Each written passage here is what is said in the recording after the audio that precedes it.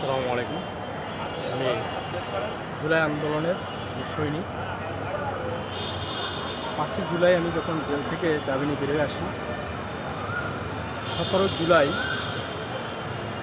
আমাদের বিএনপির ভারপ্রাপ্ত চেয়ারম্যান তারেক রহমানের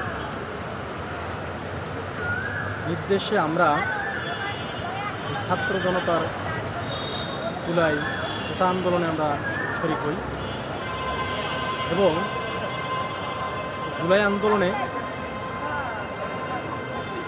আমরা শান্তিপূর্ণ আন্দোলন করে যাচ্ছি। আমাদের আন্দোলনের উপরে ছাত্রলীগ, আওয়ামী লীগ, স্বেচ্ছাসেবক লীগ, তাঁতি লীগ এবং পুলিশ বাহিনী অনর্থভাবে আমাদের উপরে হামলা করে এবং দেশীয় অস্ত্রশস্ত্র নিয়ে আমাদেরকে ধাওয়া দেয়। পুলিশ টিয়ারশেল চালায়। 18 জুলাই আমাদের উপরে আওয়ামী লীগ পুলিশ চালায়।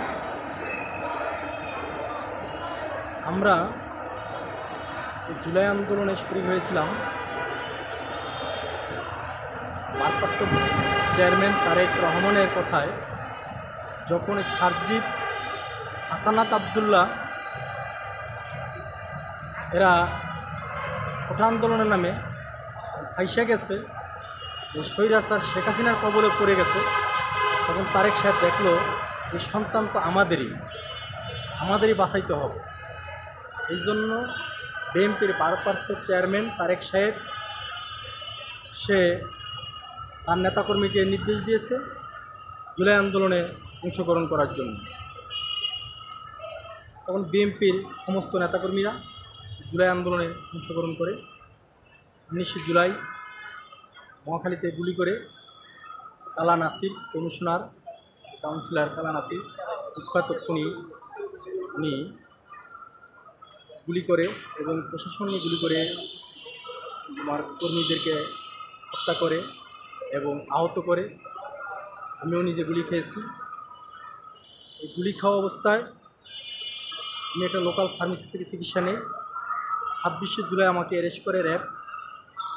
আমার বাসা থেকে তুলে নিয়ে যায় 22 জন র্যাব আমাকে মাইরা দিরা আমাকে থানায় হস্তান্তর করে, বনানী থানার থেকে আমার মাইকেট দিয়ে আমার করে পাঠিয়ে দেয়।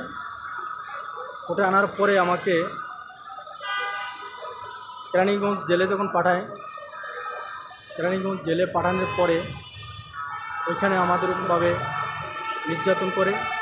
আমাদেরকে গোসলের পানি দেওয়া হয় না, আমাদেরকে খাবার টাইম মতো দেওয়া হতো না, আমাদেরকে অজু করার পানিরও দিত না। আমাকে আবার বনানী থানা আরেকটা মামলায় অ্যারেস্ট দেখানো হয় ওটাই না। ওই মামলার আমার 5 দিন রিমান্ড চাই, 2 দিন রিমান্ড মঞ্জুর হয়। ডিবিতে আমাকে নিয়ে রিমান্ডের নামে আমার উপরে অনেক নির্যাতন, অনেক শারীরিক নির্যাতনভাবে চালায়। আমার গোপন অঙ্গে 18টা মোমের ফোঁটা দেয় জিজ্ঞাসাবাদের জন্য। এবং এই জুলাই আন্দোলন করেছি আজ 8 মাস হলো। প্রতিদিন একবেলা খেয়ে রোজার মতো থাকি।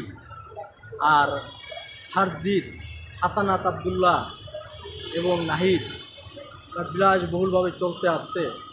তারা ছাত্র, তারা এত বিলাসবহুলভাবে কীভাবে চলে? তো বড় বড় বিল্ডিং ভাড়া নিয়ে অফিস ভাড়া দিতে আসে কীভাবে? তাদের এই আয়ের উৎস কোথায় আছে? তারা সারজিদ আলম আমার বাড়িতে শোডাউন নিয়ে যায়, 150 গাড়ি নিয়ে শোডাউন দেয়। এবং এই গাড়ির ভাড়াগুলো কোথা থেকে এলো? কারা দিল ওই টাকা? সে আবারও এই স্বৈরাচার শেখ হাসিনারে পুনর্বাসন করতে আসে। নাহিদের সাথে ব্রাহ্মণবাড়িয়ার সেই সংসদ সদস্যের সাথে কথাবার্তা হয় যে এই সংসদ সদস্য ধারায় আবার পুনর্বাসন করতে চায় আওয়ামী লীগকে। এই নাহিদ সারজিৎ এই জন্য নির্বাচন চায় না। এই নির্বাচন হয়ে গেলে এই নাহিদ সারজিৎ এই যে অবৈধ যে উপার্জন এটা বন্ধ হয়ে যাবে।